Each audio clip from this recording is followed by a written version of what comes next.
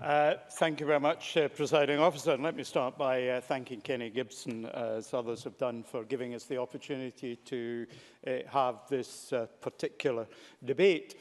When I was a minister in the Scottish Government, I found myself very regularly representing the UK in discussions with Polish ministers. I'm never quite sure why that was the case. Perhaps they simply recognised the natural affinity that we Scots have with so many people in Poland.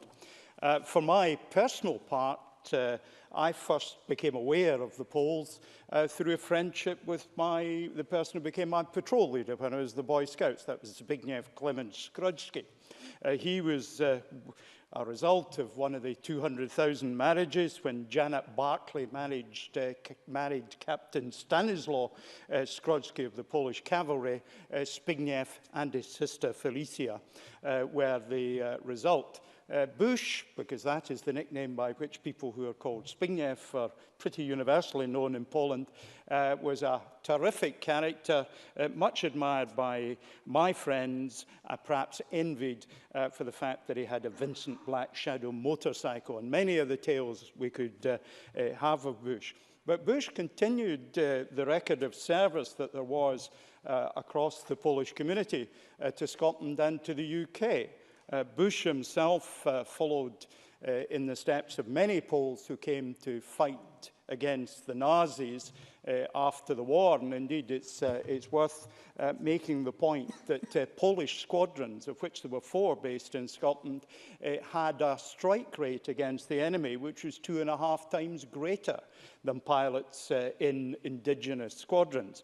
But Bush joined the Royal Naval Air Service, and perhaps not surprisingly to us, Bush managed to have 3 crashes in his first 4 years there.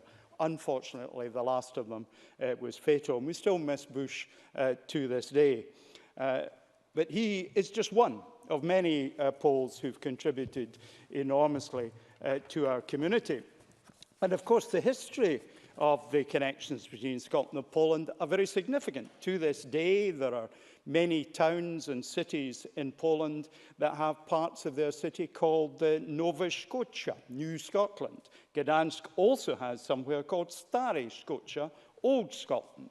Warsaw has a similar place, and Krakow, which of course used to be the capital of Poland, similarly has a New Scotland. So the links between us go deep, and they've been long established.